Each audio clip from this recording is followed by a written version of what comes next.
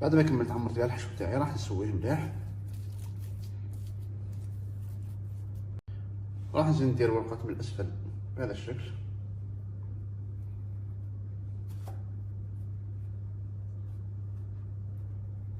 نغطي كاع الحشو تاعي.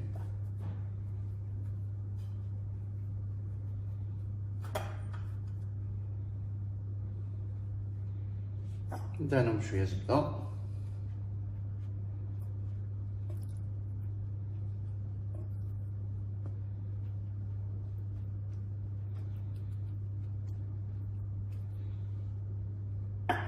ومن بعد نغلق الاطراف هذو.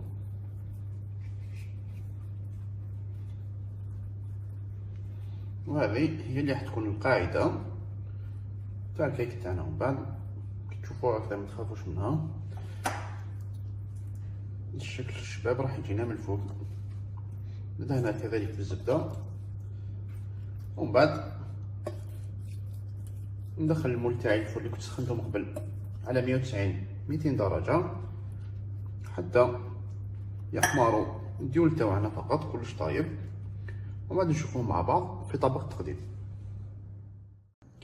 اذا هذا هو الكيك تاعنا المالح لنهار اليوم. بعد ما خرجته من الفرن هنايا درجه الاحمرار كيما راكم باغيينها. بغيتو تزيدو تخلوه يحمر اكثر من هكذا تقدروا تخلوه، لكن انا بالنسبه ليا اللون هذا راهو كافي. راح نقسمو منه شويه.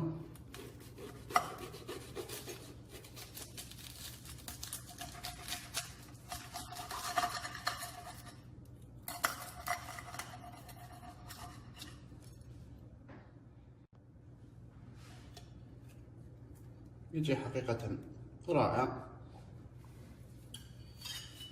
نتمنى تكون عجبتكم الوصفه تاع اليوم. اذا عجبتكم ما عليكم غير ديروا جيم لا فيديو، تشتركوا في القناه، تفعلوا زر الجرس ليصلكم كل جديد، شاركوا الفيديو معنا في الاصدقاء. كما دائما نقول لكم القناه هذه قناتكم، ما عليكم طلبوا الوصفات اللي بغينا في الكومنتير، وانا ما عليا غير لكم الطلبات تاعكم ان شاء الله. نقول لكم صحه فطوركم، الى اللقاء في الوصفه القادمه ان شاء الله. والسلام عليكم ورحمه الله وبركاته.